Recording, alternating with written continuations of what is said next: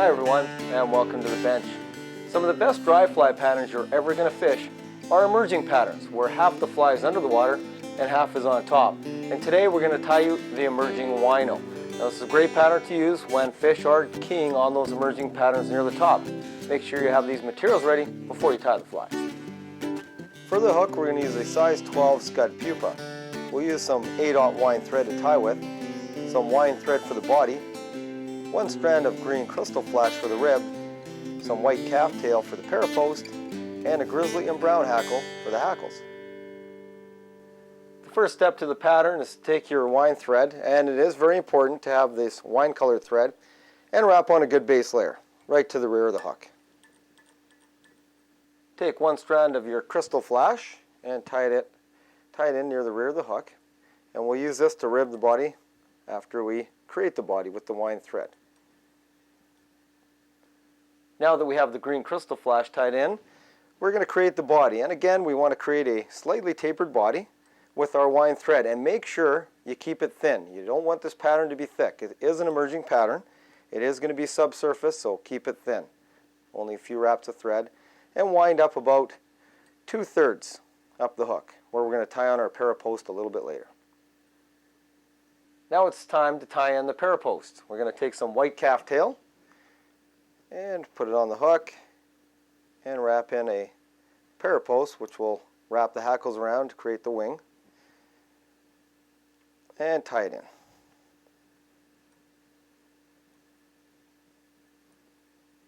And when you're tying in the parapost, wrap behind and in front of the parapost and around. Make sure that parapost is nice and upright. Now trim the parapost to the proper length. Now that the parapost is tied in, we'll take our green crystal flash that we tied in earlier, and we're going to take about 6 to 7 turns up the body to create our ribbing. And tie it right up to the parapost. Before you tie in the hackles, it's very important to select the proper hackles. What I'm doing is I've selected a grizzly and a brown hackle. And you have to make sure they're fairly paired up. You don't want the hackle one to be bigger than the other. You want them about the same size. So what we're going to do is select 2 hackles, and I'm going to tie in the grizzly one first. So we'll strip off the butt ends of the grizzly, and we'll tie it in right at the base of the parapost. And we'll do the same with the brown hackle. Strip off the butt ends and tie it in at the base of the parapost. To create a true emerging pattern, you want the hackles to sit high on that parapost. So what I'm going to do is whip finish off the thread at this point, right at the head end. Then I'll invert the hook in my vise, retie on the thread, and then tie my hackles. And we'll show you that in the next stage. As I just mentioned, I've inverted the hook, so it's the hook eye is pointing straight down, parallel with the vise. I'm going to retie on my thread right onto the parapost, and that's where I'm going to finish my hackles. So now I'm going to take my grizzly hackle, and we'll tie it in first.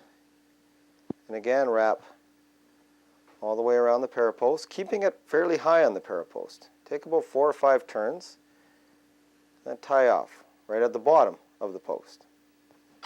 And snip off your excess. And repeat the same step with your brown hackle. Again, wrap and stay fairly high on the parapost. And then tie off at the bottom of the parapost. To finish the fly off, I'm going to whip finish directly right on the post. So just do your whip finish right on the bottom of the post and cut off your thread. Now the beauty of this pattern, since it is an emerging pattern, is the hackle sitting high on the post.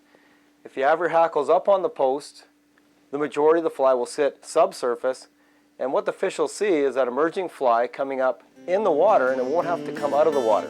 Fish prefer to stay in the water rather than come out for a dry fly. So with this pattern, you get the best of both worlds. Give it a try, you're going to love it.